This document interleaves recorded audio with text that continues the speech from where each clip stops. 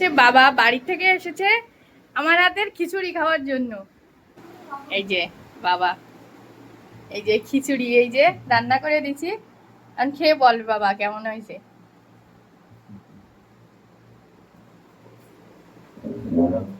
খান।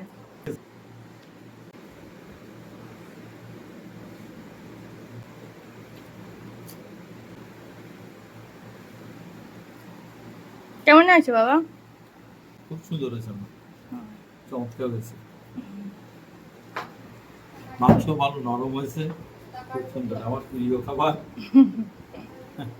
তোমারটা বুট করে রাখিছি যাতে গরম থাকে। হ্যাঁ, ওই পাশে রাখে দাও। তুমি ওখানে বলো।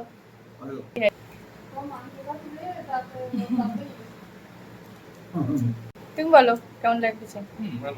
ভালো হয়েছে। ঝোল রান্না এইভাবে রান্নায় অনেক মজা, এবং এই মাংসগুলো অনেক নরম হয়, খেতে খুব চমৎকার। এই জায়গায় আছে দই। খিচুড়ি খাওয়ার পরে দই খাওয়া হবে। আবার দই। আপনারা ভিডিওতে দেখছিলেন না যে ডেজার্ট সাজাচ্ছিলাম ফ্রিজের ভিতরে। এই যে ডেজার্ট আমি বাবারে দেব। ঠান্ডা অনেক।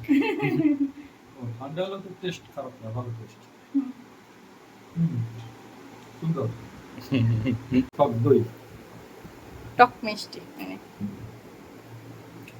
দইটা ভালো ভালো। আবার সব মিলেই কেমন লাগলো খিচুড়ি, তারপরে দই পায়েস।